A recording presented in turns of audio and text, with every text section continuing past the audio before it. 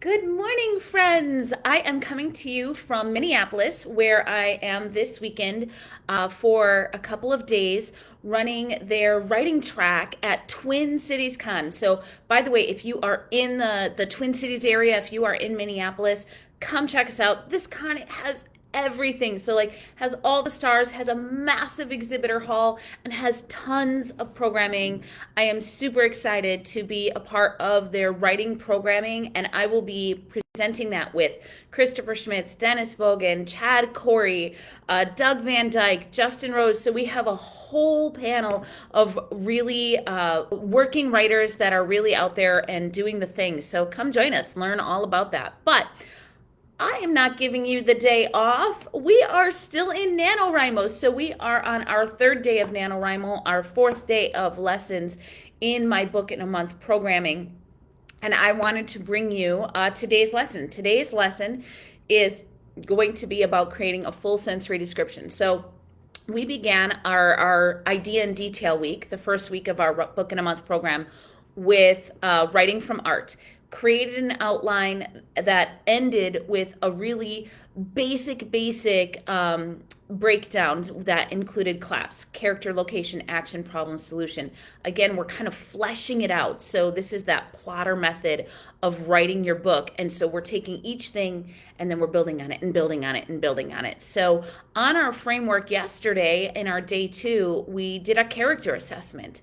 And by the way, if you follow all the way through this month, I'm going to have some goodies for you. You can actually get the book in a month for free, the whole program with examples, with further details, with the video lessons, with written lessons, you name it, so that you'll be able to keep that. So that's going to be free at the end. So stick with us all month long. But we broke down the character. Today we're going to break down that L.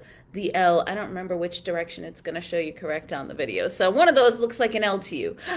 We are going to break down the L, which is the location, and we are going to do that using what I call the 6 senses and the 4 S's of writing.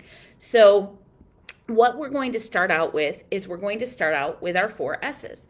So the S's, if you think about a simple sentence. Think about the very most basic sentence structure that could possibly exist. It's your noun and your verb. So let's say we have dog plays. Boom, we've got a sentence. So when you look at your scene that you've decided, your location that you've decided, what is your like basic sentence that you can create for that scene? So that's going to be your first S.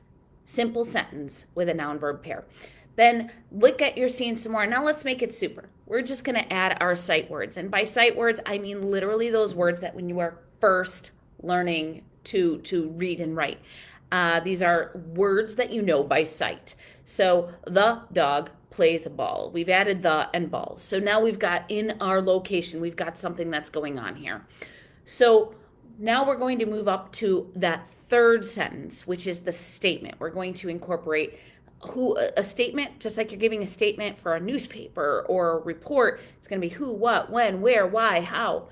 So we're going to take dog plays to the dog plays ball to now we're going to do it into a whole statement. On Saturdays, to prepare for the dog show, the dog plays ball with Mary at the park. So on Saturdays is when. To prepare for the dog show is why. The dog is the who. Plays ball is the what. With Mary is the how, because I don't know how a dog plays ball with itself, but maybe some dogs are really talented and they can do that. At the park is the where. Who, what, when, where, why, how. And now, finally, we're going to be able to get into your scene, which is the 4th S. And this is where we're really digging in for your location. So we are going to take that location and we're going to build it out with what I call the 6 senses of writing.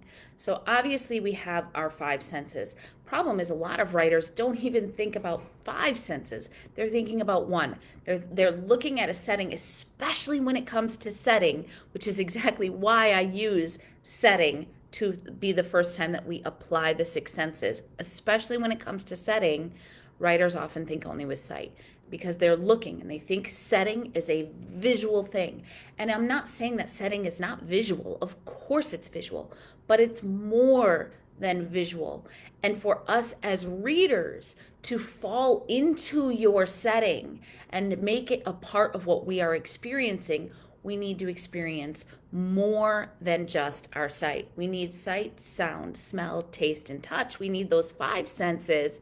And then we need that sixth sense of writing, which is what I call your TFIs, your thoughts, feelings, and imaginings.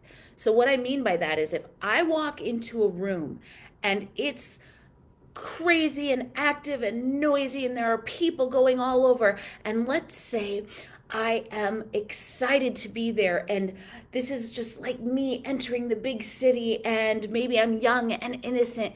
This room feels energetic and it's going to fill me up, and I'm going to be joyful. If I walk into that same room and I have a migraine and maybe I'm tired and I just don't have what it takes to get through this day, walking into that same room is now miserable.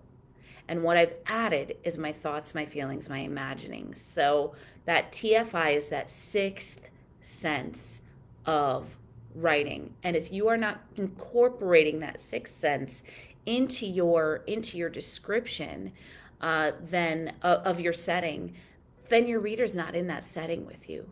So you're going to need to work in all of the senses, and then you're going to need to work in at least part of those thoughts, feelings, imaginings. I know that I have used a really basic scene with this dog playing ball thing for us to walk through this, but I'm using it as an example of just showing you how to flesh it out. So again, our simple sentence was dog plays. Our super sentence was the dog plays ball. Our sentence that was our statement, which incorporated the who, what, when, where, why, and how, is on Saturdays to prepare for the dog show, The Dog Plays Ball with Mary at the park. Now let's take this and flesh it out into a full scene, and I want you to think about how to apply that to your setting, your location portion of your CLAPS formula, because each day we're building something out. So here's our dog plays setting. For all intents and purposes, Roscoe was a mutt. His mom was a mixed breed and his dad was a stray who fed by restaurant dumpsters. Roscoe's hair was wiry and rust-colored. His nose couldn't pick up faraway scents or catch a crook, but Roscoe was loyal. He was fast and he was loved.